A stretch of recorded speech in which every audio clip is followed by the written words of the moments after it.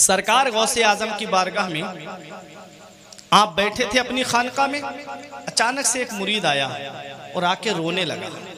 गौसे आजम किसी का रोना नहीं देख पाते थे। आपने फरमाया मेरे मुरीद क्यों रोता है? उसने कहा हुजूर तन्हाई में बताऊंगा, सबके सामने नहीं बताऊंगा।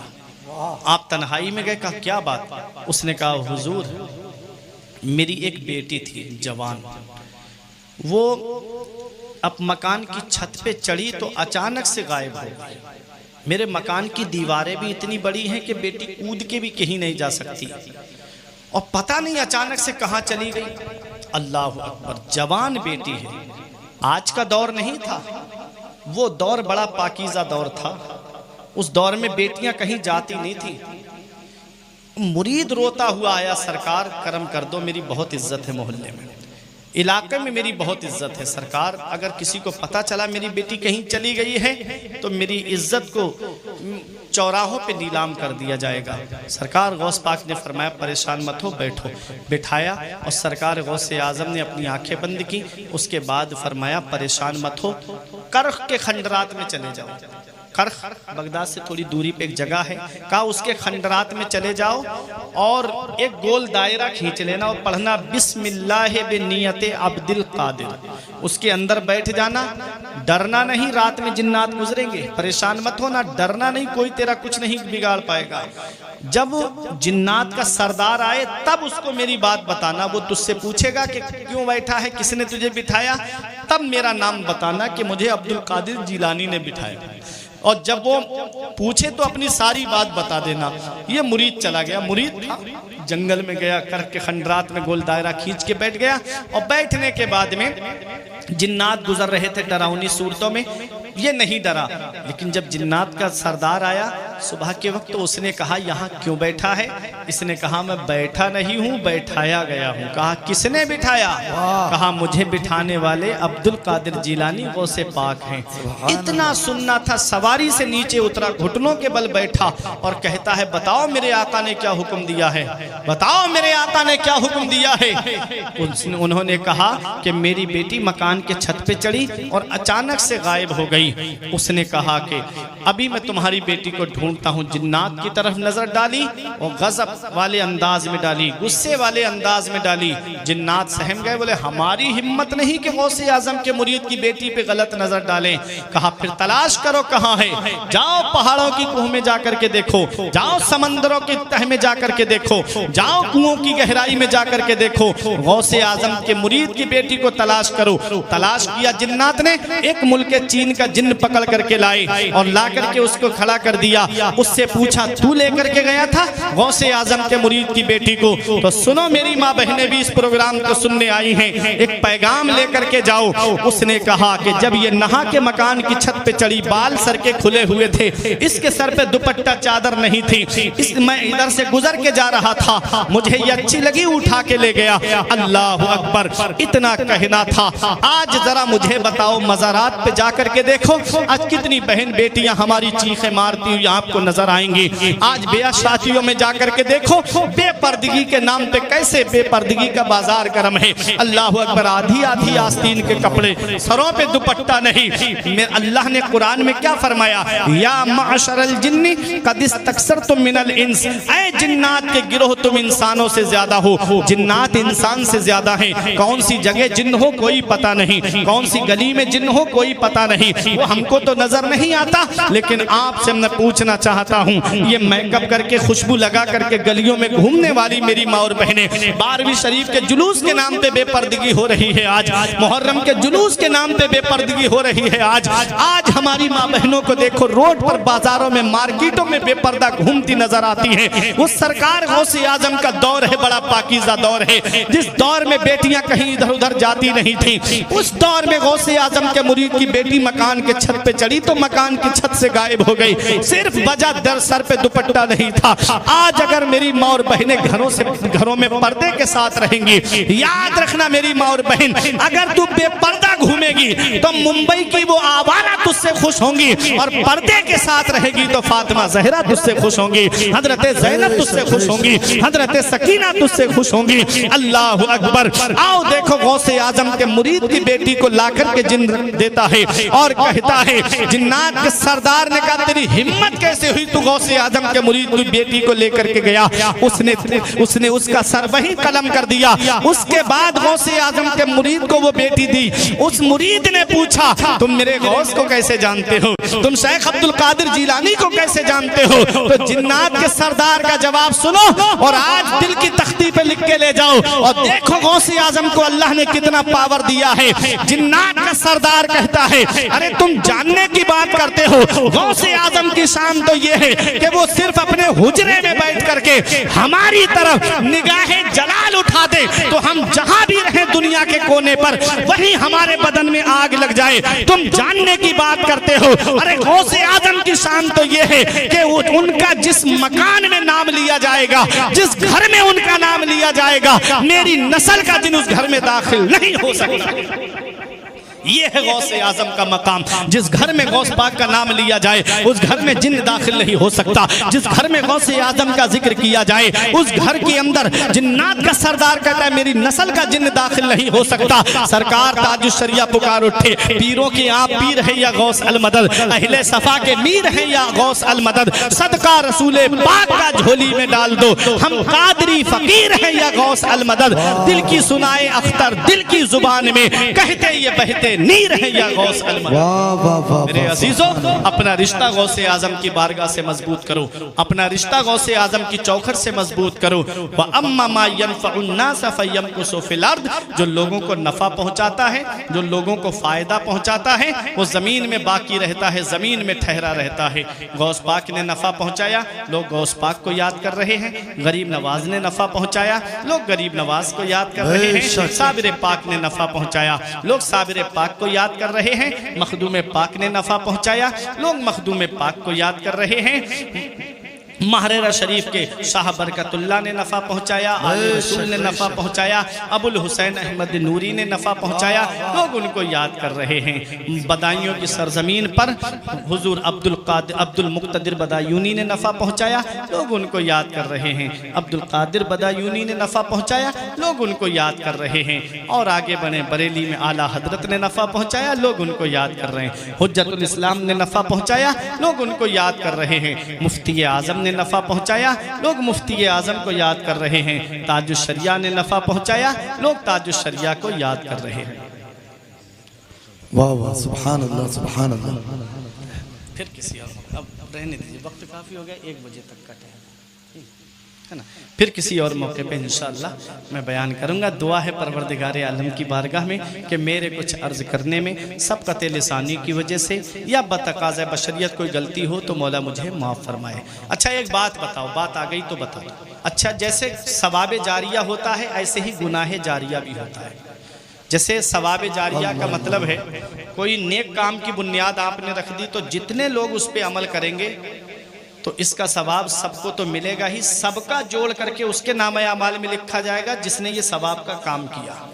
मिसाल के तौर पे कमेटी के नौजवानों ने ये जलसा सजाया, कितनी मेहनतें की, चंदा किया, पैसे इकट्ठे किए, लगे रहे जलसा सजाने में, उलमा से राब्ता किया। अब ये जलसा सज गया, आलिमों ने बयान किया, शायरों ने नाते पढ़ी, इसमें से कोई एक भी अमल करेगा, 2, 4, 10, 20 लोग अमल करेंगे तो उनको तो अलग अलग सवाब मिलेगा ही। इस सब का सवाब जोड़ करके इन कमेटी वालों के भी नामे आमाल में लिखा जाए। सुभान अल्लाह। ये एक सवाब है, इस सवाब जारिया है। ऐसे ही गुनाह जारिया होता है। कितने गुनाह होते हैं हमसे, कयामत के दिन हम अपने गुनाहों का बोझ नहीं उठा पाएंगे, वहां दूसरों के गुनाह का बोझ हम कैसे उठाएंगे। वो लोग जो अपने बेटों की शादी में डीजे लाते हैं या डांस पार्टी लाते हैं, तो उनको तो इसकी सजा मिलेगी ही। जितने लोग वहां पर आकर के खड़े होकर देखेंगे, सबका गुनाह जोड़ करके उसके नामे अमाल में लिखा जाएगा जिसने ला करके वहां पर डांस पार्टी को सजवाया, अल्लाह, जिसने वो डीजे बजवाए हैं। तो बताओ, बेटे की शादी करने जा रहे हो, नबी की सुन्नत अदा करने। अन निकाह मिन सुन्नती फमर रगेबा अन सुन्नती फलैसा मिन्नी। आका फरमाते निकाह मेरी सुन्नत है, हम नबी की सुन्नत अदा करने जा रहे हैं और ऐसे मौके पे शैतान को दाखिल करें, ऐसे मौके पे ला करके हम डीजे बजवाएं, डांस पार्टी नचवाएं बच्चे की शादी में। बताओ उस शादी में बरकत होगी? नहीं। शादी का कार्ड छपवाते हैं तो लिखवाते हैं अल्लामा साहब शादी मुबारक, लिखा होता है कि नहीं? शादी मुबारक, बारका युबारिको से बना मुबारक, मस्दर है बरकत। ऐसी शादी जिसमें बरकत हो, ऐसी शादी जिसमें अल्लाह की रहमतें नाजिल हो। बताओ, जिस शादी में डांस पार्टी नाचे, क्या उस शादी में बरकत होगी? जिस शादी में एक हफ्ता पहले घर में औरतें ढोल बजाना शुरू कर दें, क्या उस शादी में बरकत होगी? जिस शादी में मेहंदी और हल्दी की रस्म के नाम पे बेपर्दा बहन बेटियां घर में घूमती नजर आए, क्या उस शादी में बरकत होगी? अपने अपने घरों का जायजा लो। कुल्लुकुम राइन व कुल्लुकुम मसऊलुन अन रइयतिही। तुम में का हर शख्स जिम्मेदार है और अल्लाह कयामत में हर शख्स से उसकी जिम्मेदारी के बारे में पूछेगा। बाप औलाद का जिम्मेदार है, बड़ा भाई छोटे भाई बहनों का जिम्मेदार है, शौहर बीवी का जिम्मेदार है, शरीयत के अहकाम पहुंचाने के एतबार से बस्ती का आलिम, मस्जिद का इमाम अपने बस्ती वालों का जिम्मेदार है। सब अपनी अपनी जिम्मेदारी का हिसाब जवाब देंगे कयामत के दिन। तो बाप भी औलाद का जिम्मेदार है। ये नहीं चलेगा बहाना कि कयामत में के लड़के का मामू डांस पार्टी ले आया था या लड़के के दोस्त बैंड बाजा ले आए थे। बाप जिम्मेदार है, बाप को इसका जवाब देना पड़ेगा। तो अपने बच्चों की शादी करो तो ऐसी करो सादगी के साथ, जैसे अली का अक्द हुआ फातिमा के साथ। जरदार देख कर ना जमींदार देख कर, रिश्ता करो नबी का वफादार। शादियों की वजह से न जाने कितने दिल तोड़े जा रहे हैं, कितनी बेटियां घरों में आंसू बहा रही हैं, कितनी बहनों के आंसू आज घरों के अंदर बह रहे हैं। एक आंसू हमारी आंख से नहीं निकलता। अल्लाह की पकड़ से डरो। मैंने एक ऐसा हादसा भी देखा कि 6 बहनों में अकेला भाई था, सबसे छोटा भाई ईद के दिन निकला गाड़ी लेकर के, अचानक से एक्सीडेंट हुआ, दुनिया से चला गया। मुझे बताओ मौत का कोई भरोसा है? मुझे बताओ मौत का कोई पता है? कब आ जाए, किस जगह और किस हाल में आ जाए। अल्लाह को राजी करके जाओ, रसूलुल्लाह को राजी करके जाओ। एक साहब मेरे इलाके में मुझे मिले और कहते हैं मौलाना मुझे शादी में मोटरसाइकिल चाहिए, मैं मांगी हुई गाड़ी पे बैठूंगा। गौर से सुनना पहासू वालों, अब आपकी मोहब्बत का इम्तिहान है, उलमा की मौजूदगी में बोल रहा हूँ। बोले मुझे मांगी हुई गाड़ी पे बैठना है। हमने कहा परेशान मत हो, मेरे साथ मस्जिद में चल, 1 जुमा 2 जुमा 3 जुमे तकरीर करूंगा। अल्लाह ने अपने हबीब के सदके में वो हुनर दिया है, मैं 3 जुमों में इतना चंदा इकट्ठा कर दूंगा, तुम मस्जिद के दरवाजे पर रुमाल बिछा के बैठ जाना, 3 जुमों में इतना चंदा हो जाएगा कि तेरे लिए 1 स्प्लेंडर गाड़ी आ जाएगी। आंखें दिखा के मुझसे कहता है मौलाना क्या मुझे भिखारी समझते हो? क्या तुमने मुझे भीख मांगने वाला समझा है? हमने कहा नादान, भिखारी सिर्फ उसे नहीं कहते जो कटोरा लेके घर घर मांगता हुआ फिरे। भिखारी सिर्फ उसे नहीं कहते जो दामन फैला करके दुकान दुकान मांगता हुआ फिरे। भिखारी सिर्फ उसे नहीं कहते अरे जो कटोरा लेकर के गली गली मांगता हुआ फिरे। भिखारी उसे भी कहते हैं जो जहेज की लिस्ट बना करके ससुराल के दरवाजे पे मांगता हुआ फिरे। नारे तकबीर,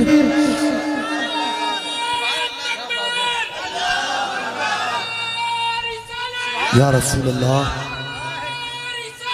या रसूल अल्लाह, या अली, वाह वाह वाह, सुभान अल्लाह। भिखारी कई किस्म के होते हैं, भिखारियों की भी क्वालिटी होती है। कोई 1 रुपए में राजी हो जाता है, कोई 5 रुपए में राजी हो जाता है और कोई 10 रुपए 20 रुपए में भी राजी नहीं होता है। ऐसे ही इनमें भी क्वालिटी होती है। कोई स्प्लेंडर पे राजी हो जाता है, कोई बुलेट पे राजी हो जाता है और कोई 4 व्हीलर पे भी राजी नहीं होता है। ऐसे ऐसे भी भिखारी है। ऐ लोगों, मैंने कहा नादान, हम मांगने से मना नहीं करते, मांगना मोमिन की शान है, लेकिन कहाँ मांगना चाहिए ये मुफ्ती फुरकान आलम मिसबाही से मत पूछो, ये अल्लामा नजाकत अली से मत पूछो, ये नकीब अहले सुन्नत से मत पूछो, ये जुनैद भाई से मत पूछो, ये मौलाना सफदर से मत पूछो, ये इन उलमा से मत पूछो कि हम कहाँ मांगे। अरे चलो बरेली की सरजमीन पर आला हजरत की बारगाह में, इमाम इश्क मोहब्बत की बारगाह में, और कहो ऐ बरेली के इमाम हमें मांगना है, कौन हमें देगा? तो आज भी गुंबदे रजा से आवाज आती है, कौन देता है? देने को कौन देता है, देने को मुंह चाहिए, देने वाला है सच्चा हमारा नबी। नाराए तकबीर, नाराए रिसालत, फैज़ाने गौसुल वरा, नाराए तकबीर, नाराए रिसालत। वाह वाह वाह वाह, सुभान अल्लाह, सुभान अल्लाह। कौन देता है, कौन देता है, देने को मुंह चाहिए, मांगने वाले मंगतों को यूं चाहिए, मांगना और किसी से भी क्यों चाहिए। कौन देता है, देने को मुंह चाहिए, देने वाला है सच्चा हमारा नबी। ऐ लोगों, नबी की बारगाह से मांगो, अल्लाह की बारगाह से मांगो, अल्लाह देगा, उसका रसूल देगा, तब घर का गुजारा होगा। हातिम ताई के पोते ने आले रसूल से कहा, मेरा दादा वो है जो 7 दरवाजों से बांटता है। हातिम ताई की सखावत आपने बहुत सुनी होगी, और आपको बताऊं उसके बांटने की शान ये थी, एक दरवाजे पे लेने वाला दूसरे पे आए तब भी मना नहीं करता, दूसरे पे भी देता है, लेके तीसरे पे आया फिर भी देता है, बारी बारी 7 पे आ जाए तब भी हातिम ताई मना नहीं करता, 7 दरवाजों पे देता था। तो आले रसूल से उस हातिम ताई के पोते ने कहा, मेरा दादा 7 दरवाजों से बांटता था, और बांटने की शान ये कि हर दरवाजे पे देता था। तो आले रसूल का जवाब सुनो, सैयद का जवाब सुनो, कहा वो तेरा दादा था जो 7 दरवाजों से बांटता था, तब भी साइल का सवाल पूरा नहीं होता, उसकी ख्वाहिश पूरी नहीं होती। एक पे लिया, दूसरे पे आया तब भी पूरा नहीं हुआ, तीसरे पे आया फिर भी पूरा नहीं हुआ, चौथे, पांचवे, छठे, 7 पे आ गया, मगर ख्वाहिश उसकी पूरी नहीं हुई, तमन्ना उसकी पूरी नहीं हुई। अरे मेरा नाना वो है जो एक दरवाजे से बांटता है, एक चौखट से बांटता है, और बांटने की शान ये है कि मांगने वाला एक बार नाना की चौखट पर आ जाए तो कयामत तक किसी के सामने हाथ नहीं फैलाता है। मर्तबा क्या कोई जाने शहे बाला तेरा, मर्तबा क्या कोई जाने शहे बाला तेरा, आसमानों पे मलाइक में है चर्चा तेरा, तू सखी ऐसा कि हातिम भी है मंगता तेरा, वाह क्या जूदो करम है शहे बदहा तेरा, नहीं सुनता ही नहीं मांगने वाला। नाराए तकबीर, नाराए रिसालत, नाराए हैदरी, वाह वाह वाह, सुभान अल्लाह, सुभान अल्लाह।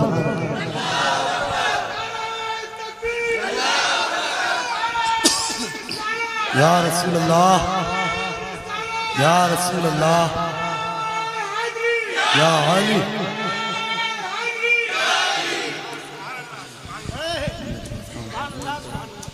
तो दुनिया वालों से नहीं मांगना है, अल्लाह से मांगना, रसूलुल्लाह से मांगना। ये ससुराल वाले देंगे 1-2 साल में खत्म, मदीने वाले अता फरमाएंगे, नस्लें खाएंगी तब भी उसकी बरकत खत्म नहीं होगी। वो राज़िक है, ग़िज़ा कीड़ों को देता है, वो पत्थर में भटकता फिरता है इंसान को रोजी के चक्कर में, उड़ाने भर हवाओं में या लगा गोते समंदर में, मिलेगा बस वही जितना के लिखा है मुकद्दर में।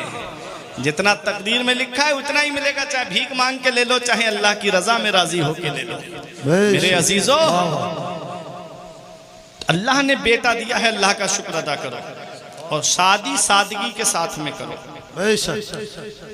किसी का दिल दुखा के घर नहीं भरना है, किसी का दिल तोड़ के अपना घर आबाद नहीं करना है। मेरे अजीजों, एक निकाह हमारे यहाँ होता है, बात आ गई तो मैं आपको बता दूं। निकाह के मौके पे हमारे यहाँ क्या होता है, शादियों में 500-500 की बारात, 600-600 की बारात लेके हम लड़की वाले के यहाँ जाते हैं। अल्लाह, बताया 200 आदमी आएंगे, 300 लेके पहुंचा। वो गरीब बाप बारातियों के सामने हाथ जोड़ के माफी मांगता हुआ फिरता है कि मेरे खाने में कोई कमी हो तो माफ कर देना, अगर किसी चीज में कमी रह गई हो तो माफ कर देना। और ये बाराती आधी रोटी खाई, आधी नीचे फेंक दी। 1 हफ्ता घर में चिकन नहीं बनेगा, लेकिन शादी में जाएगा तो लेग पीस पे लेग पीस चाहिए उसे, ठीक है। आधा खाया, आधा नीचे फेंका, आधा खाया, आधा नीचे फेंका। क्या इस खाने का जवाब नहीं देना? क्या इस खाने का हिसाब नहीं देना? अपने घर पे खाते हो तब तो बहुत थोड़ा सा लेते हो, और वहाँ आधा खाया, आधा ऐसे ही छोड़ के चले आए। शाम को देखो शादी हाल में या जहाँ पर शादी होती है, खाना जब सिमट जाता है उसके बाद में इतना ऊंचा ढेर लग जाता है रोटी का और चावल का, इतना खाना बर्बाद होता है। आप मुझे बताओ, क्या इस खाने का हिसाब नहीं देना है? मेरे आका हुजरा आयशा में तशरीफ लाए, एक रोटी का टुकड़ा जमीन पे पड़ा हुआ था। आका ने उस टुकड़े को उठाया, साफ किया, आका ने तनाबुल फरमा लिया। उसके बाद इरशाद फरमाया, आयशा रिस्क की बेहुरमती ना किया करो, अल्लाह ने जिस कौम से रिस्क छीना है दोबारा उस कौम को रिस्क अता नहीं फरमाया है। मेरे अजीजों, आज हम जो इतनी लंबी चौड़ी बारात लेकर के जाते हैं और वो बाराती जो खाने की बुराई करते हैं, कोई कहता है कोरमे में मजा नहीं आया, कोई कहता है तंदूर अच्छे नहीं लगे, कोई कहता है जर्दे में मेवा कम पड़ी हुई थी, ये खाने का हाल है। अल्लाह अकबर। नबी की हदीस यहाँ क्या है? पैगंबर इस्लाम फरमाते हैं, खाने में ऐब ना निकालो, अच्छा लगे तो खा लो, अच्छा ना लगे तो मत खाओ, खाने में ऐब ना निकालो। आज हम मेहमानी में जाते हैं तो जोर जोर से बोल देते हैं कि खाने में मजा नहीं आया, खाना अच्छा नहीं बना। उन औरतों से पूछो जो सुबह से लग जाती हैं किचन के अंदर, उनसे पूछो कि जो पूरी पूरी गर्मी में खाना बना करके मेहमानों के लिए तैयार करती हैं, क्या बीती होगी उनके दिल पे जब खाने में ऐब निकाला जाता है।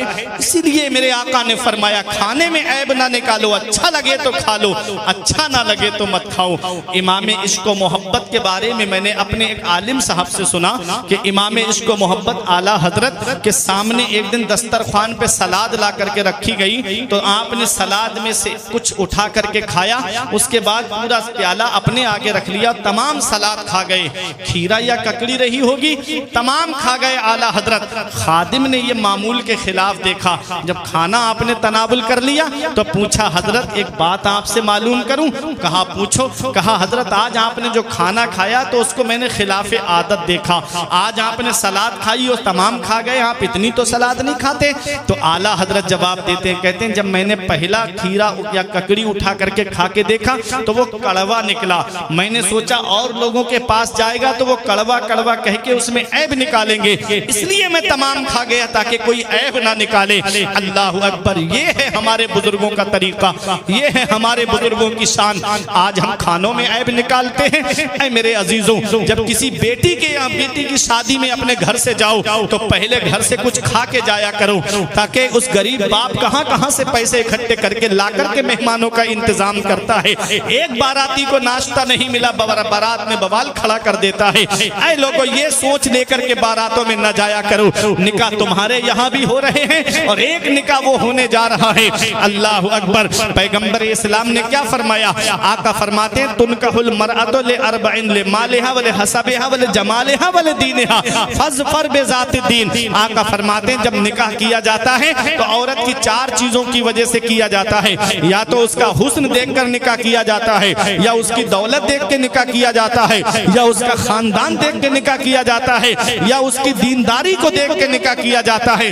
क्या पैगाम दिया आका ने? फरमाते हैं मेरे आका, ऐ मेरे उम्मती, जब तू निकाह करे तो खूबसूरती मत देखना, हुस्न जमाल मत देखना, दौलत मत देखना, खानदान मत देखना, फज़फर बिज़ाति दीन, तुम दीनदारी को इख्तियार करना, परहेजगार लड़की को इख्तियार करना।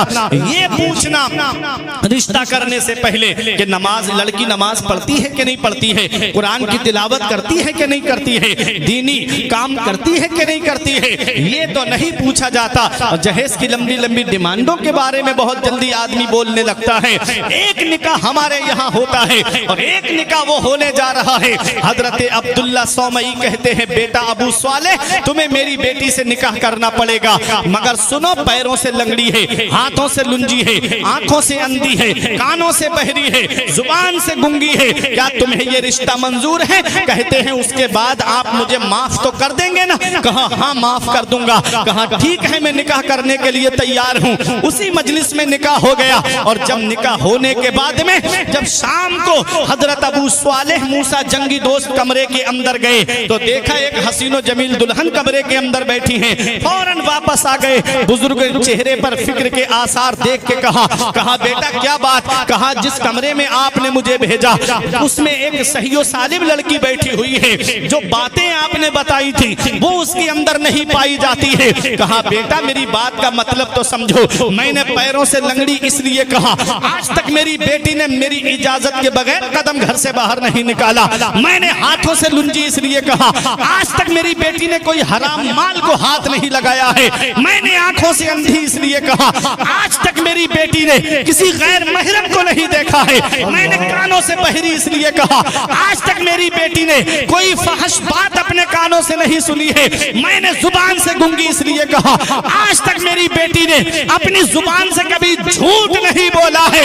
ऐ पहासू वालों, बाप इतना नेक है कि एक सेब के लिए कई साल बाप की रखवाली करे, रातों में उठ उठ करके तहज्जुद पढ़े, दिन को रोजा रखे। बाप जब तकवे वाला है, और माँ की शान ये है जिसने कभी झूठ नहीं बोला, कभी हराम माल को हाथ नहीं लगाया, तो उसके शिकम से जो बेटा दुनिया में आया, उसी बेटे को दुनिया कुतुब रब्बानी के नाम से जानती है, महबूब सुब्हानी के नाम से जानती है, पीर लासानी के नाम से जानती है। उसी को दुनिया सैयदना शेख मुहियुद्दीन अब्दुल कादिर जिलानी के नाम से जानती है, जिनकी अजमत को बयान करते हुए मेरा ईमान कहता है, वाह क्या मर्तबा, ऐ गौस है बाला तेरा, ऊंचे ऊंचों के सरों से कदम आला तेरा, सर भला क्या कोई जाने के है कैसा तेरा, औलिया मलते हैं आंखें वो है तलवा तेरा। नाराए तकबीर, नाराए रिसालत, फैज़ाने गौसुल वरा, मसलके आला हजरत, नाराए तकबीर, नाराए रिसालत। वाह कौन गौसे आजम? बाप तकवे वाला, माँ मुत्तकिया, तो बेटा पहले ही दिन से रोजा रखता हुआ आया। शान देखें कौन गौसे आजम। आज करामत नहीं बताऊंगा गौसे आजम की आपको, पूरा महीना आप करामतें सुनेंगे अल्लामा साहब से, इमाम साहब से, जुमे में और मिलाद शरीफ के जरिए। आज मैं ये आपको बताने आया हूँ कि सरकार गौसे आजम को ये मकाम और मर्तबा मिला कैसे। सरकार गौसे आजम ने 18 साल तक कस्बा जीलान के कुर्बो जवार में तालीम हासिल की। 18 साल। माँ की उम्र 78 साल, गौसे आजम की उम्र 18 साल। माँ की उम्र 60 साल की थी तब गौसे आजम पैदा हुए। 60 साल की उम्र में इस वक्त औरत औलाद की तरफ से मायूस हो जाती है। वो अल्लाह है जो वीराने में गुलशन खिला देता है, वो अल्लाह है जो पत्थर के अंदर से पौधा निकाल देता है, वो अल्लाह है। हजरते इब्राहीम अलैहिस्सलाम के घर में हजरते इसहाक अलैहिस्सलाम की विलादत कब हुई? खुद हजरते सारा का बयान कुरान के अंदर आया है कि मैं बूढ़ी हो गई, मेरे शौहर के बाल सफ़ेद पड़ गए, अब मेरे यहाँ पर बच्चा होगा। तो फरिश्तों ने कहा, बीबी इस बात पे ताज्जुब कर रही हो कि तुम बूढ़ी हो गई? अल्लाह रब्बुल इज़्ज़त ने तब इंसान को पैदा किया जब कुछ भी नहीं था, वो अल्लाह है। हजरत ज़करिया अलैहिस्सलाम ने कहा कि मेरे बाल सफ़ेद पड़ गए, मैं बूढ़ा हो गया, अब मेरे घर में विलादत होगी। अल्लाह ने हजरत यहया अलैहिस्सलाम की बशारत दी। सुभान अल्लाह। अल्लाह की रहमत से मायूस नहीं होना चाहिए। अल्लाह की रहमत बहाना ढूंढती है, अल्लाह को राजी करो, अल्लाह देगा। जब ये अल्ट्रासाउंड नहीं थे, मशीनें नहीं थी, इतनी जांचें नहीं थी, तब भी तो बच्चे पैदा होते थे। कौन देता था? अल्लाह। उस रब की बारगाह में रातों में उठ उठ करके आंसू बहाओ, वो रब राजी हो गया, अल्लाह घर में खुशियां भर देगा। गौसे आजम अपनी माँ के पास आए, 18 साल की उम्र है। क्या कहा? अम्मी आप मुझे अल्लाह के लिए हिबा कर दीजिए, मुझे अल्लाह के लिए छोड़ दीजिए, मैं मजीद हुसूल इल्म के लिए बगदाद जाना चाहता हूँ। यहाँ पहुँच के एक बात आपको बताता हूँ, बहुत अहम है। आज कुछ लोग ये कहते हैं ना, मौलवियों का रास्ता और है, पीरों का रास्ता और है। बोलते हैं कि नहीं बोलते? एक क्लिप भी आई हमारे सामने, वो कह रहे थे मौलवियों की तारीख है कितने साल की, कितने साल की तारीख है? 100 साल, 200 साल, 300, 400 साल। और पीरों की, वलियों की, सूफियों की, कलंदरों की तारीख 1200 साल पुरानी है। ये साहब की क्लिप मौजूद है सोशल मीडिया पे, आप देख सकते हो, मेरे पास भी महफूज है। मैं आपसे पूछना चाहता हूं, क्या गौसे आजम आलिम नहीं है? क्या सरकार गरीब नवाज आलिम नहीं है? क्या साबिर पाक आलिम नहीं है? क्या मखदूम पाक आलिम नहीं है? अरे क्या मदार पाक आलिम नहीं है? अल्लाह रब्बुल इज्जत किसी जाहिल को वली नहीं बनाता है। बेशक विलायत उसे देता है, पहले उसको इल्म अता फरमाता है। अब इल्म चाहे वो दरसगाह में जाके उस्ताद से हासिल करे या अल्लाह उसके दिल में बातें डाले, बेशक अल्लाह अता फरमाए। मेरे अजीजों, सरकार गौसे आजम पीराने पीर हैं, रोशन जमीर हैं, वलियों के सरदार हैं, फिर भी मदरसा पढ़ने गए। ये उन जाहिल पीरों के मुंह पे तमाचा है जो कहते हैं पीरों का रास्ता और है, मौलवियों का रास्ता और है। तब तक कोई वली बनता ही नहीं है जब तक आलिम नहीं बन जाता है, जब तक अल्लाह उसे इल्म नहीं अता फरमा देता है। ऐ मेरे अजीजों, सरकार गौसे आजम 18 साल की उम्र में बगदाद पढ़ने जा रहे हैं। माँ ने ये नहीं कहा बेटा बुढ़ापे में मुझे छोड़ के जा रहा है, जब मुझे तेरी सपोर्ट की जरूरत है, जब मुझे तेरे सहारे की जरूरत है। जब माँ बाप बुढ़ापे में पहुंच जाते हैं तो उन्हें औलाद की सपोर्ट की जरूरत होती है, औलाद के सहारे की जरूरत होती है। जैसे बाप अपनी औलाद को उंगली पकड़ के चलना सिखाता है, ऐसे जब वो बुढ़ापे में पहुंचते हैं तो वो चाहते हैं मेरी औलाद मेरे पास बैठ के मुझसे बातें करती, मेरी औलाद मेरे पास बैठ के मुझसे गुफ्तगू करती। और बेटा है कि मोबाइल में लगा रहेगा, बाप बैठा है चारपाई पे, बेटा बैठा है, बेटा मोबाइल चलाता रहेगा, बाप से बात करने तक की तौफीक नहीं होती। बेटा है मोबाइल में लगा रहेगा, माँ से बात करने तक की तौफीक नहीं होती। याद रखना नौजवानों, एक दिन ऐसा आने आएगा कि मोबाइल होगा लेकिन बाप नहीं होगा, मोबाइल होगा लेकिन माँ नहीं होगी तुम्हारे पास में। फिर तुम तलाश करते हुए फिरोगे कि कोई मुझे सच्चे दिल से दुआ दे देता, कोई मेरे कारोबार के लिए दुआ कर देता। आज जिस दौर में हम जी रहे हैं, इल्ला माशाअल्लाह कुछ लोग हैं जो माँ बाप की कदर करते हैं और कुछ लोग वो हैं जो अपने माँ बाप की इज्जत नहीं करते, अपने माँ बाप की कदर नहीं करते। कितने माँ बाप घरों में आंसू बहा रहे हैं, काश मेरी औलाद मुझसे बात कर लेती। वो तुमने देखा होगा ना कि एक बूढ़ा बाप मोबाइल लेकर के मोबाइल संभालने वाले की दुकान पे गया, कहता है कि देखो मेरे मोबाइल में खराबी क्या है। उसने देखा, कहा दुकानदार ने मोबाइल तो बिल्कुल ठीक है, फिर कहता है मेरे बेटों का फोन क्यों नहीं आता, मेरे बेटों की कॉल क्यों नहीं आती। बेटा है कि अपनी जिंदगी में लगा हुआ है, बेटा है कि अपनी जिंदगी में मशगूल है। याद रखना बाप अल्लाह की बहुत बड़ी नेमत है। हमारे बुजुर्गों ने कहा बाप आंगन में लगे हुए पेड़ की तरह होता है। जब शिद्दत की गर्मी पड़ती है, जब शिद्दत की धूप पड़ती है, आदमी पेड़ के नीचे बैठे कुर्सी डाल के सुकून मिल जाता है, पेड़ के नीचे चारपाई बिछा के बैठे आराम मिल जाता है। हमारे बुजुर्ग कहते हैं बाप आंगन में लगे हुए पेड़ की तरह है। जिस दिन ये पेड़ आंगन से उखड़ गया उस दिन धूप भी परेशान करेगी, गरम गरम लू के थपेड़े भी परेशान करेंगे। ऐसे माँ बाप के साए की ना कदरी न कर, ऐसे माँ बाप के साए की ना कदरी न कर, धूप काटेगी बहुत जब ये शजर गिर जाएगा। जिस दिन बाप की चारपाई घर से उठ गई उस दिन एहसास होगा आज कितनी बड़ी दौलत मेरे घर से चली गई।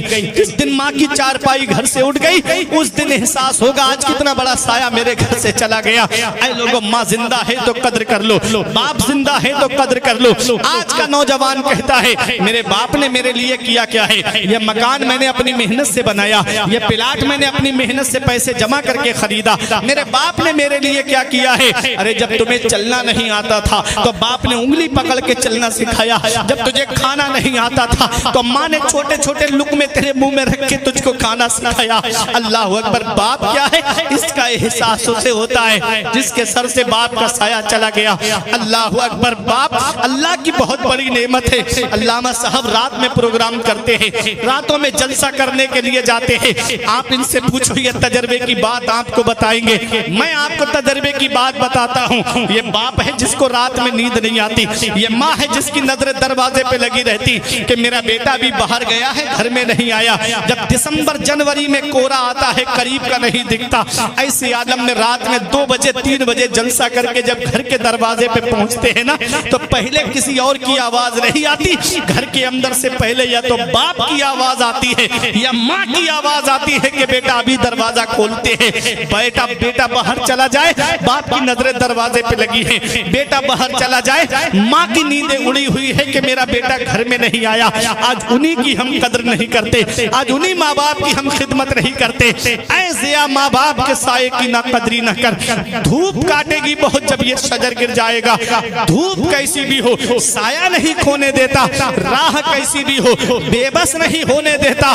बेच के अपना लहू चाहे वो रोटी लाए, बाप औलाद को भूखा नहीं सोने देता। बाप क्या नहीं करता अपनी औलाद के लिए, बाप कौन सी कुर्बानी नहीं देता अपनी औलाद के लिए। कभी लगे मेरे बाप ने मेरे लिए क्या किया है तो चले जाया करो पहासू में मेन चौराहे की तरफ, चले जाया करो गुन्नौर में चौराहे की तरफ, चले जाया करो अलीगढ़ में मेन चौराहों की तरफ। वहां रात के 2 बजे 3 बजे कोई ऑटो रिक्शा चला रहा है, कोई 4 व्हीलर लेकर के खड़ा है, कोई बस लेकर के खड़ा है, अरे कोई रात में ट्रक चला रहा है।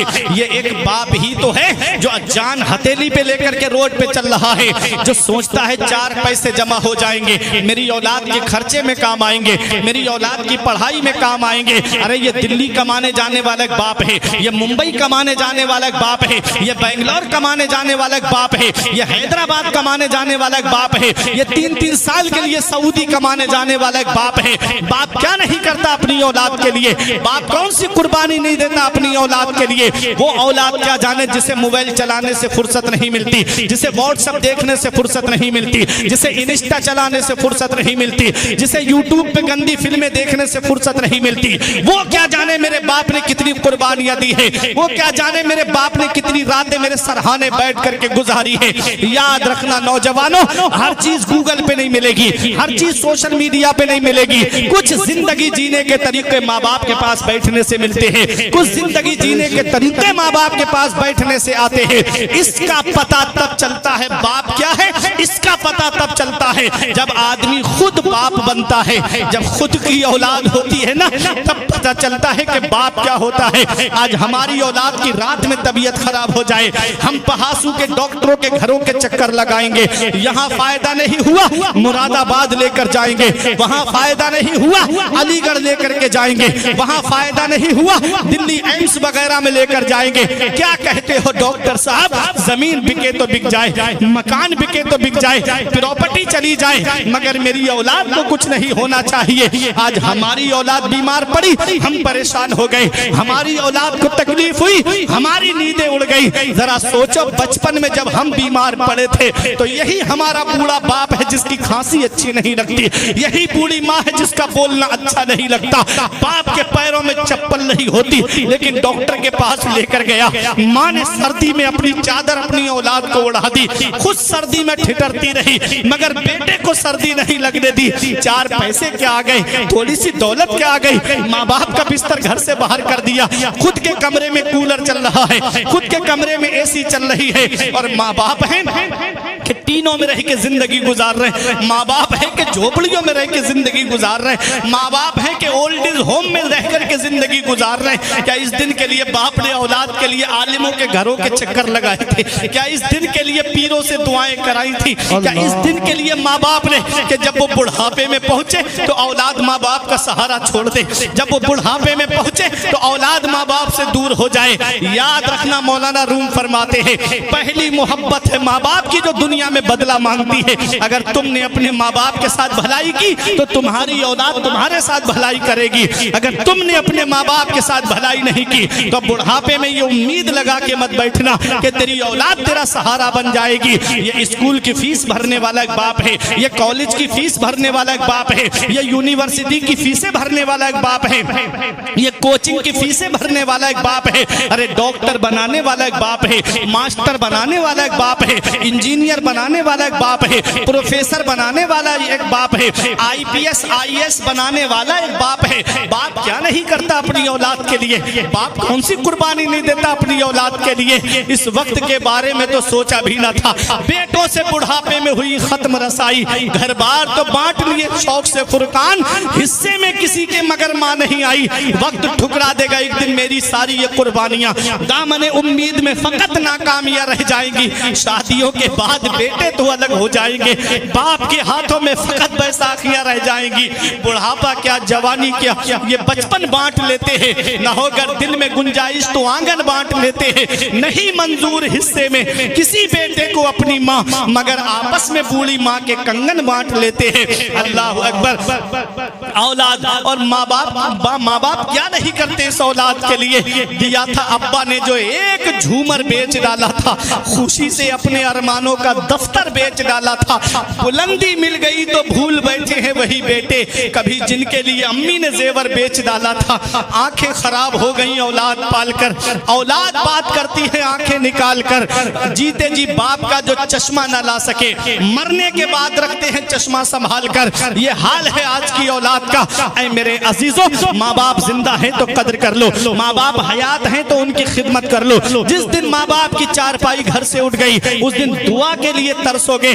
मेरे आका फरमाते हैं कि माँ बाप की दुआ औलाद के हक में ऐसे कबूल होती है जैसे नबियों की दुआ उम्मत के हक में कबूल होती है। कारोबार नहीं चलता तो माँ बाप से दुआएं कराओ, घर में परेशानियां हैं तो माँ बाप से दुआएं कराओ, बच्चों की शादियों में रुकावट है तो माँ बाप से दुआएं कराओ। मेरे सर से मेरी सारी मुसीबत डाल देती है, मेरी माँ मेरे दामन में दुआएं डाल देती है। परेशान हो अंधेरों से तो जाओ माँ के कदमों में, वो जब चाहे मुकद्दर में उजाले डाल देती है।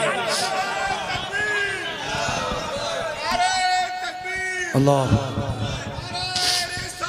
या रसूल अल्लाह, या रसूल अल्लाह, या अली, या अली जिंदाबाद। ये माँ बाप है। सरकार गौसे आजम ने वालिदा से कहा अम्मी इजाजत दे दो। माँ ने ये नहीं कहा बेटा बुढ़ापे में छोड़ के जा रहा है, जब मुझे तेरी सपोर्ट की ज़रूरत है, जब मुझे तेरे सहारे की ज़रूरत है। ये नहीं कहा माँ ने कहा जा मेरे लाल, अब तेरी और मेरी आखिरी मुलाकात है, अब क़यामत के दिन मुलाकात होगी। गए गौसे आज़म, इल्म हासिल किया, तालीम हासिल की, और कितना इल्म हासिल किया। फरमाते हैं दरस्तुल इल्म हत्ता सिरतो कुतुबा, मैंने इल्म हासिल किया, अल्लाह ने मुझे कुतुब बना दिया। पता चला सरदारी इल्म से मिलती है, बुलंद रुतबा इल्म से मिलता है, बुलंद मकाम इल्म से मिलता है, मकाम सुरैया इल्म से मिलता है। आप नीचे बैठे हो, उलमा ऊपर बैठे हैं, ये इल्म की बरकत है। दादा है मस्जिद के अंदर और पोता आ गया, अल्लाह ने हाफिज बना दिया, आलिम बना दिया, तो दादा मुसल्ले पे नहीं चढ़ेगा, पोता मुसल्ले पे आगे जाएगा। ये इल्म की बरकत है। मेरे अजीजों, सरकार गौसे आजम ने इल्म हासिल किया, तालीम हासिल की, और कितना इल्म हासिल किया। अपने वक्त के मुफ्ती आजम बने गौसे आजम, अपने वक्त के सबसे बड़े मुफ्ती थे गौसे आजम। चारों मजहब के हिसाब से फतवा देते थे गौसे आजम। 500 फतावा गौसे आजम की खानका में रखे रहते थे, जिनके जवाब गौसे आजम देते थे। जरा देखें कैसे गौसे आजम ने इस्लाम की खिदमत की है। सरकार हाफिज मिल्लत फरमाते हैं, जिन्होंने एक अजीम इदारा कायम किया जामिया अशरफिया मुबारकपुर, जहाँ से हजरत की तालीम है, जहाँ से हजरत ने इल्म हासिल किया है। वो सरकार हाफिज मिल्लत फरमाते हैं इस्लाम की खिदमत करने के 3 नुमाया तरीके हैं। एक तरीका है तदरीस, पढ़ करके मदरसे में बैठ करके पढ़ाने से इस्लाम की खिदमत होती है, तदरीस के जरिए इस्लाम की खिदमत होती है। दूसरा तरीका है तसनीफ, किताबें लिख करके इस्लाम की खिदमत की जाती है। और तीसरा तरीका है तकरीर, वाज के जरिए इस्लाम की खिदमत की जाती है, वाज के जरिए इस्लाम की तबलीग होती है। अब सरकार गौसे आजम की सीरत को आप देखिएगा। फारिग होने के बाद गौसे आजम ने दरसगाह को संभाला, गौसे आजम ने मदरसे में बैठ करके पढ़ाया। और कितना पढ़ाया? 40 साल तकरीबन गौसे आजम ने बैठ करके मदरसे में पढ़ाया है। और हर साल आपके मदरसे से 3000 तालिबे इल्म, आलिम, फाजिल, मुफ्ती बन के निकलते थे। अरे गौसे आजम उस जात का नाम है जिन्होंने 1,30,000 आलिम इस कौम को अता फरमाए हैं। जरा सोचो, सरकार गौसे आजम की खिदमत देखो, कितनी खिदमत की है गौसे आजम ने इस्लाम की। आपने किताबें लिख करके इस्लाम की खिदमत की है। फुतूहुल गैब किताब लिखी गौसे आजम ने, आपने फुतूह रब्बानी किताब लिखी गौसे आजम ने। देखें आप, तफसीर जीलानी गौसे आजम ने, कुरान की तफसीर लिखी गौसे आजम ने। ने, गुनियतुत तालिबीन लिखी गौसे आजम ने, कितनी किताबें लिख करके गौसे आजम ने लोगों के ईमान की हिफाजत की, उनके अकीदे की हिफाजत की और इस्लाम की तबलीग की। गौसे आजम ने मदरसे में बैठ के पढ़ा करके इस्लाम की खिदमत की, किताबें लिख करके इस्लाम की खिदमत की। तीसरा तरीका है तकरीर, वाज के जरिए इस्लाम की खिदमत की, तकरीर के जरिए इस्लाम की खिदमत की। ये तकरीर कोई आसान चीज नहीं है, इस तकरीर को कोई मामूली चीज मत समझना आप। वाज आलिम जो होता है वो डॉक्टर की तरह होता है, जैसे मरीज उसके पास आया, जो बीमारी है उसके अंदर उसी की वो दवा देता है। ऐसे ही आलिमों को चाहिए कि कौम को वो पैगाम दें जो मुआशरे में बुराइयां फैल रही हैं, उन बुराइयों को दूर करने का पैगाम दे। अफसोस होता है मुझे उन आलिमों पर कि जो लतीफे सुनाते हैं अपनी तकरीरों में, जो कॉमेडी करते हैं अपनी तकरीरों में, जो लतीफे बयान करके 25-30 हजार का नजराना लेकर के सिर्फ लतीफे सुना के चले गए, इसका भी हिसाब देना पड़ेगा क़यामत के दिन। ऐ लोगों मेरे अजीजों, ये पैसा बड़ी मेहनत से कमाया जाता है। अभी आपने अल्लामा साहब का बयान सुना, शुक्र खुदा के ताल्लुक से बहुत अच्छा बयान कुरान पाक की आयात की रोशनी में बयान किया हजरत अय्यूब अलैहिस्सलाम का। लेकिन आओ जरा सुनो मेरे प्यारे मुसलमानों, ये लाखों रुपये कॉमेडी पे खर्च मत करना, लतीफों पे खर्च मत करना। जब भी जलसा कराना हो अपने आलिमों के पास आया करो और कहो हजरत मेरी बस्ती में उस आलिम को बुलाओ जिसकी वजह से मेरी बस्ती के अंदर मुआशरे में सुधार पैदा हो जाए, मुआशरे की इस्लाह हो जाए। ऐ मेरे अजीजों, खुद से यूट्यूब पे सुन करके किसी को ऐसे मधु मत कर लेना। हर सफेद गोली सिप्टरॉन की नहीं होती, हर दाढ़ी टोपी वाला मौलाना हो जरूरी नहीं होता। आज रहजन भी है रहबर का लिबादा ओढ़े, ऐसे मुल्लाओं से ईमान बचाए रखना। कुछ लोगों की वजह से आज हमारा मुआशरा बदनाम होता जा रहा है। ऐ मेरे अजीजों, आओ देखो पैगाम कैसे पहुंचाया जाता है, देखो हमारे जलसों से इस्लाह कैसे की जाती है। आओ जरा सुनो प्यारे मुसलमानों, वो बयान कराओ अपनी बस्ती में। अगर कौम जुए की तरफ जा रही है तो जुआ खेलने में कितना बड़ा गुनाह है ये बताने वाले आलिम को बुलाओ। कौम शराब की आदी बनती जा रही है, शराब पीने में कितना बड़ा गुनाह है कुरान और हदीस की रोशनी में बताए। ऐसे आलिमों को अपनी बस्ती में बुलाओ। ऐ मेरे अजीजों, जो अमाल की इस्लाह करे ऐसे आलिम को अपनी बस्ती में बुलाओ। ये तकरीर करना कोई मामूली चीज नहीं है। गौसे आजम ने मदरसे में बैठ के पढ़ाया, किताबें लिख करके इस्लाम की खिदमत की, लेकिन तकरीर नहीं करते थे गौसे आजम। क्यों? एक दिन ख्वाब में नबी तशरीफ लाए, फरमाया बेटा अब्दुल कादिर वाज क्यों नहीं कहते, तकरीर क्यों नहीं करते? अगर कोई तकरीर करना कोई आसान काम या हल्का काम होता तो नबी कभी गौसे आजम से नहीं फरमाते बेटा तकरीर किया करो। पता चला तकरीर बहुत अहम चीज है, पता चला तकरीर बहुत जरूरी चीज है।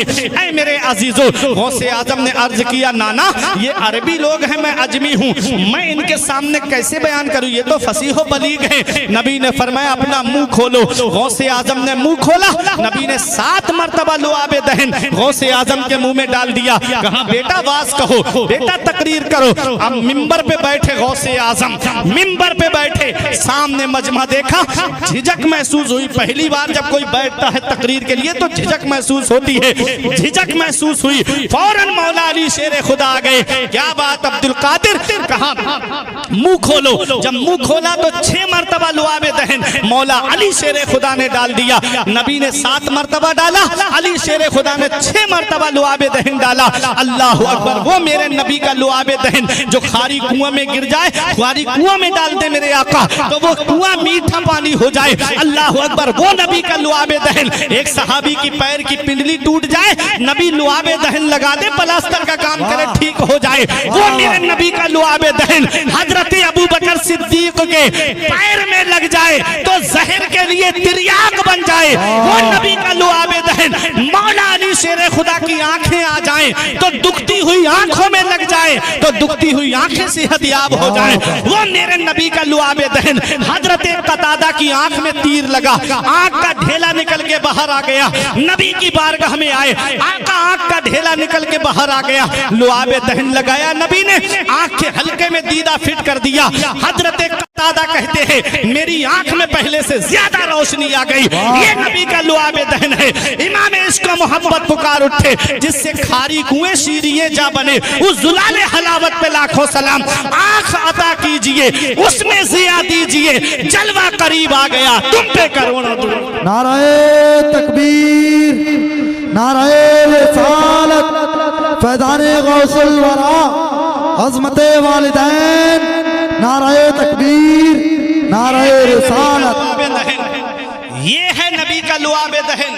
अब बात एक जहन में आपके आती होगी अल्लामा साहब कि जब नबी ने अपना लुआबे दहन डाल दिया तो क्या नबी का लुआबे दहन काफी नहीं था? मौला अली शेर खुदा ने क्यों डाला? आती होगी ना बात, क्या नबी का लुआबे दहन काफी नहीं था? अली शेर खुदा ने फिर क्यों डाला? तो सुनो, तकरीर इल्म से होती है, इतना याद रखना। बहुत चल रहे हैं यूट्यूब और फेसबुक पे सुन करके क्लिपे और बोलने वाले। हवाला मांगा तो बोले फला जगह सुनी थी, अब कहाँ से हवाला दे? निकल गई, वो तो आई थी सामने, चली गई क्लिप। अल्लाह। अगर किसी मौलाना ने अस्सवाइकुल मुहर्रिका बोल दिया तो ये रटने वाले भी अस्सवाइकुल मुहर्रिका ही बोल रहे हैं किताब का नाम। अगर किसी साहब ने शजरा बयान करने में खजीमा पढ़ दिया तो ये भी खजीमा ही पढ़ रहे हैं, पता नहीं खुजैमा है कि खजीमा है, तस्गीर का सेगा है, क्या है। ठीक है, ये आप सुनते हुए चलिएगा। जब नबी ने लुआबे दहन डाल दिया तो अली शेर खुदा को लुआबे दहन डालने की क्या जरूरत थी? नबी फरमाते हैं अना मदीनतुल इल्मी व अलीयुन बाबुहा, मैं इल्म का शहर हूँ, अली उसका दरवाजा है। मैं इल्म का शहर हूँ, अली उसका दरवाजा है। नबी ने अपना लुआबे दहन डाल करके गौसे आजम के सीने में इल्म का शहर बसा दिया। अली शेर खुदा ने अपना लुआबे दहन डाल करके इल्म का दरवाजा खोल दिया। अब गौसे आजम बयान करते हैं, ऐसा बयान गौसे आजम का कि अल्लाह अकबर, ऐसा बयान गौसे आजम का कि 250-250 जनाजे उठते गौसे आजम की। जब मजलिस से बात खत्म होती 500-500 उलमा आगे कलम दवात लेकर के बैठते गौसे आजम की तकरीर को नोट करने के लिए। 70-70 हजार का मजमा होता गौसे आजम के तकरीर सुनने के लिए। आज हम माइक से आवाज थोड़ी दूर नहीं पहुंचा पाते, मगर वह मेरे गौसे आजम, तेरी अजमत का कोई जवाब नहीं, तेरी शान का कोई जवाब नहीं, तेरी बुलंदी का कोई जवाब नहीं, तेरे मकामे सुरैया का कोई जवाब नहीं। गौसे आजम की आवाज को जितना सामने बैठने वाला सुनता था उतनी ही आवाज सबसे पीछे बैठने वाला सुना करता। वाह वाह वाह, बेशक गौसे बेशक। आजम ऐसे इल्म के मोती लुटाए गौसे आजम ने कि अल्लामा इब्नुल जौजी जैसा मुफस्सिर आकर के मजलिस में बैठ गया। उनके दोस्त पकड़ के ले आए, चलो गौस पाक की मजलिस में। बोले अरे वो सूफिया की मजलिस है, मुझे इल्म तफसीर से लगाओ, मैं क्या करूंगा? कहा चलो। तो गए। गौसे आजम की एक शान थी गौसे आजम की कि खुद से आयत पढ़ के तफसीर नहीं करते थे। कारी साहब से कह दिया पढ़ो, जिस आयत को आप पढ़ोगे उसी की तफसीर। वाह। कारी साहब ने एक आयत तिलावत की, गौसे आजम ने उसकी एक तफसीर बयान की।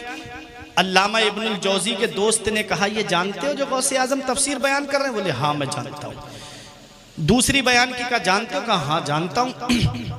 11 तफसीरों तक बोले कि जानता हूँ जानता हूँ जानता हूँ। और जब गौसे आजम 11 से आगे बढ़े, बोले ये, बोले नहीं जानता हूँ, ये, बोले नहीं जानता हूँ। 40 तफसीरें बयान की गौसे आजम ने एक आयत की। सुभान अल्लाह। 40। उसके बाद कहा रजाना मिनल काले इलल हाल, अब हम काल से हाल की तरफ आते हैं, अब हम हाल की तरफ आते हैं। अल्लाहू की जरब लगी मजलिस में, अल्लाहू अकबर। इब्नुल जौजी ने अपने कपड़े फाड़ लिए और गौसे आजम के कदमों पे लौटने लगे। उनके दोस्त ने कहा देखो इब्नुल जौजी कहाँ है? तो गौसे आजम के कदमों में लौट रहे थे और कहते हैं गौसे आजम आज मेरी आंखों ने देख लिया कि आप जो है इल्म तफसीर में इतने माहिर हैं कि आप मुफस्सिरीन के भी इमाम हैं। ये गौसे आजम है। आला हजरत पुकार उठे, सर भला क्या कोई जाने के है कैसा तेरा, सर भला क्या कोई जाने के है कैसा तेरा, औलिया मलते हैं आंखें वो है तलवा तेरा। नाराए तकबीर, नाराए रिसालत, फैज़ाने गौसे आज़म, नाराए हैदरी, मुफ्ती फुरकान मंजरी साहब क़िबला, नाराए तकबीर, नाराए रिसालत। ये गौसे आज़म है। इल्म देखो गौसे आज़म का, तकवा देखो गौसे आजम का, परहेजगारी देखो गौसे आजम की, वाह खौफ खुदा देखो गौसे आजम का, और इबादत का आलम देखो गौसे आजम की। 40 साल तक इशा के वजू से फजर की नमाज पढ़ी। मतलब जानते हो उसका, इशा में वजू किया, पूरी रात उसी वजू से आपने अल्लाह की इबादत की, और फजर की नमाज उसी वजू से आपने अदा फरमाई। बेशक मतलब ये है कि 40 साल ये पीठ गौसे आजम की बिस्तर से नहीं लगी रात में, पूरी पूरी रात अल्लाह की इबादत। उन्हीं 40 साल में 15 साल ऐसे गुजारे गौसे आजम ने, एक पैर जमीन पे रखते, एक खड़ा करते, पूरी रात कुरान की तिलावत करते, और पूरी रात में एक कुरान शरीफ मुकम्मल तिलावत फरमा लेते थे। सरकार गरीब नवाज से मोहब्बत करने वालों, 37 साल गौस गरीब नवाज ने पूरी रात अल्लाह की इबादत की। ये पीठ बिस्तर से नहीं लगी गरीब नवाज की। इनको रुतबे मिले हैं, ऐसे ही नहीं मिले, बड़ी मेहनतें की हैं इन्होंने, बड़े मुजाहिदात किए हैं। अल्लाह ने वो मकाम दिया, वो मर्तबा दिया कि आज दुनिया इनको याद कर रही है, आज दुनिया इनका खुतबा पढ़ रही है। सिर्फ गौसे आजम के इल्म को बयान करूं तो वक्त काफ़ी हो जाएगा, और वक्त भी काफ़ी हो गया। ये ज़िंदगी सवारिए, दिलशाद कीजिए, लम्हात ज़िंदगी के ना बर्बाद कीजिए। जब मकसद हयात इबादत खुदा की है, पढ़िए नमाज, मस्जिदें आबाद कीजिए। सभी के सामने एक दिन ज़रूर आता है, ये हुस्न फ़ानी है लेकिन गुरूर आता है। किसी क्रीम से पाउडर से कुछ नहीं होता, नमाज पढ़ने से चेहरे पे नूर आता है।